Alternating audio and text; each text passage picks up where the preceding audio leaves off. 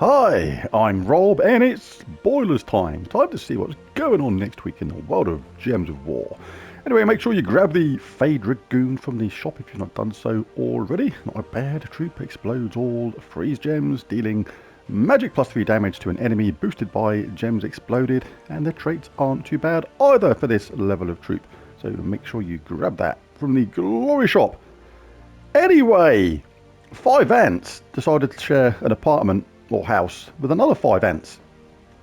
Now they're 10 ants. 10 ants. Do you see? Right, Monday of course means a new Soulforge. Oh, we've got an amazing sounding new troop coming, so hang around for that. This sounds really good. So in the Soulforge next week, I'll be popping into there, doing a video on Monday, telling you what I think are the best weapons and indeed the best troops to craft from there. And it's also the continuation of the current campaign. Let's see what's going on with that. Right, so in the free pass, we've got some glory keys, normal keys, some cursed walnuts, some gem keys, and a bit more of the same. And in the paid for pass, got some gold, some glory, some gems, some more Sir Saxby, and we get a Aldrich the Frostbound. Let's take a look at this, see what it's all about. Steal magic-based life from the first 2 enemies, boosted by ghost gems, then curse and freeze them. So stealing life is effectively true damage while adding it to your own. So that is the mythic. It's not bad. It's not tons. Let's have a look at these traits though, see if that changes it. Immune to poison disease, lycanthropy and deathmark. Reduce damage from skulls by 65% is good, makes it quite viable in the first place. And create 1 ghost gem when my turn begins. So that ghost gem is going to help boost up that rather low-ish sounding damage, but because it is a ×8 ratio, so every ghost gem that's on the board is going to add 8 to that damage. So yeah, have a look at it. First glance doesn't sound particularly amazing, but hey, it is what it is. Monday also means a new Underspire, so I'll be showing a Underspire team on Monday. Hopefully a nice quick one to blast through the Underspire as quickly as possible. Might put it in with the weekly event video, might not, undecided yet. Got to see what the views were on the combined video with the Underspire in with the main event video rather than separate. It gives me a little bit less to do, and if I put a timestamp in that video, it's not hard to find either. So yeah, I'll have a look at the stats and we'll decide on that next week, if it's going to be separate or with the weekly event video. The main event next week is Journey, and we get a new troop at the same time. He is the Drowned Wanderer. I mean, take a look at him. He's all wet, he's soaking, he's dripping, he's covered in seaweed and mankiness. That was a bit silly, wasn't it? But he wandered into like a giant puddle and then never got out again until he was completely drowned. Anyway, I digress. The spell is Watery Shield.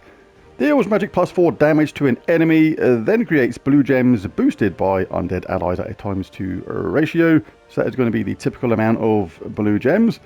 The mana colours it uses are blue and green, with a mana cost of 15. The traits are Undying, immune to poison, disease, lycanthropy and deathmark. The second one is Haunted, 15% chance to create a ghost gem when my turn begins. And the third one is, of course, Pathfinder, 2 to 3 times miles in my journey event based on my ascensions. I'll be doing my journey team on Monday. But now onto that rather awesome troop that we're getting next week. Next week we get a holiday event. It is Running of the Foxes. Starts on Monday. I'll be doing a team for that as well. And we get a new troop called Foxglove. It's a legendary elemental beast, but have a look at this spell.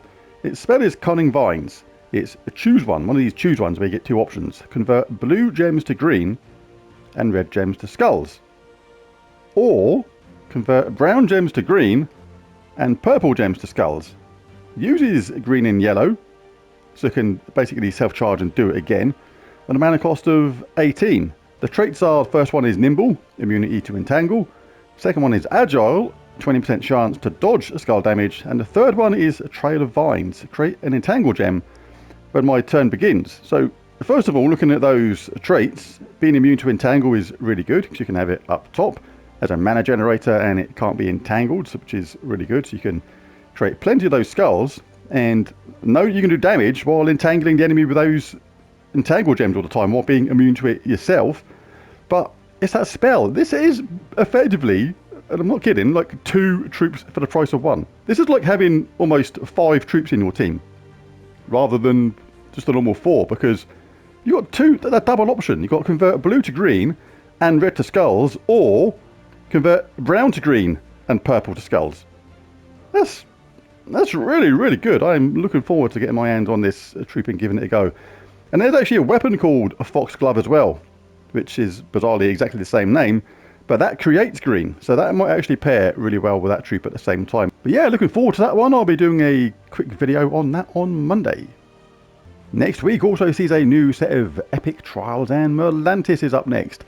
All the kingdoms have already been covered, so if the troops we're given in that is exactly the same as what we had before, then there's no need to make another Epic Trials video, because the one that's there already will be exactly the same, so the strategy will be identical. So just search for Merlantis Epic Trials in the search bar on my channel to see that. But if 1 or 2 of the troops have changed, for example, then it needs a new strategy, so I will indeed do a new video for that either on Monday or Tuesday.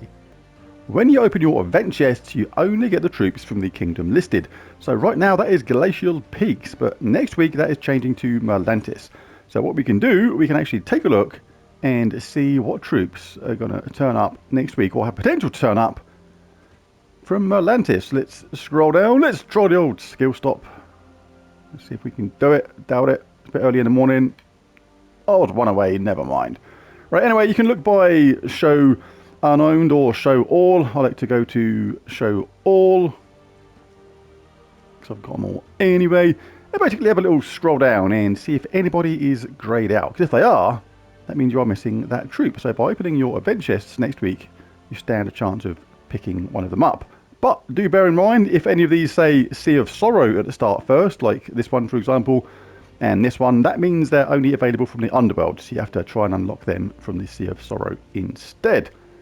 And let's pop the mythics to the top, because you can get lucky and get one of them as well. See who we got. Aquaticus, Pycea, and Undyne.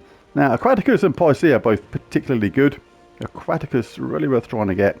Submerge all allies when matching 4 or more gems is one of the best things about her. Get a 4 match and just submerge your entire team, and makes you safe from those damage to all teams like those evil Stellarix teams, the Queen Beatrix teams, the Gobtruffles, etc. Really, really good defense against those kind of teams. And the damage is okay as well, and can generate some mana back at the same time. Pycea. I think this is absolutely an awesome troop. Absolutely love it. Destroys all green gems, creates blue gems equal to the number of green destroyed, with independent, 2 independent, 30% chances to devour a random enemy. That's absolutely just great. The amount of times that just gets 1 or 2 devours, one after the other, is superb. Yeah, really nice troop is Pycea. Undyne, not as good as the other 2 for me. Good against blue enemies with that silence, but otherwise a little bit meh. Tuesday is a faction assault in the Sea of Sorrow, so a chance to pick up some more shards, open some more portals, and work that horde level up and get that delve towards level 500. That's the ultimate goal in the end in a faction. Make sure you do the Underworld. Make sure you get all your factions to level 2500 eventually, because you get those global stats which get applied to all your troops. So in my case, +4 attack, +9 life, +8 armor, +2 magic. Totally worth doing the Underworld. I know it seems a chore and a slog, but you've only got to do it once, and when you've done it once, you'll be pretty chuffed with yourself and know that it is done forever. But depending upon the team, I might not show a faction assault video. I might show the next in my Underworld Annihilated series, where with just a handful of teams, it actually covers every single Underworld faction, which you can do with the greatest of ease, regardless of your player level. This is one of the key parts to this. It's not based on your magic. The teams I'm showing for this Underworld Annihilated series, for just a handful of teams, literally you can do every single Underworld faction really easily. Really cool series. So bash that like and subscribe button to not miss out on that. On Wednesday, it's pet rescue time, and Krabby needs rescuing. Yes, if you've had crabs, not got crabs, need more crabs, this is a chance to get more crabs by rescuing Krabby. It gives a ×3 team bonus to water at its highest level, so make sure you get crabs. On Thursday, it's class trial time, and Tidecaller is up. Pretty decent class this, do like it. Merfolk Bond, allied Merfolk gain 2 life. Aquatic, submerge myself when I take damage, so that means that if you're up against one of those damage to all teams that are absolutely evil, like Stellaryx teams, Queen Beatrix, King Gobtruffle, etc., if you get hit once and you survive, you'll be submerged. So if they self-charge and try it again, they'll be punching air, which is good. Explode a blue gem when matching 4 or more gems is the last one. And the talent trees are not bad either. Snap freeze, always good to freeze a random enemy at the start of battle. A lot of teams these days just rely on repeat casting to be effective.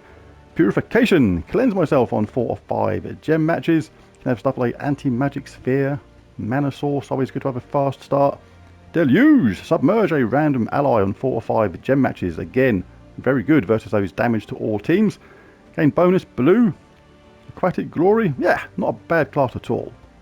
And on Friday we have a bounty event, and I'll be showing you my team for that on Friday. So there it is, there's the spoilers next week for PC, mobile, Xbox and PlayStation formats. Hope the vault event is going well for everybody and you're bashing lots of gnomes around the head and getting lots of vault keys at the same time. But there's a video. If you enjoyed it, it'd be really cool if you bash that like and subscribe button, it really does help. But most of all, thanks for watching, and I'll catch you again next time. Bye for now.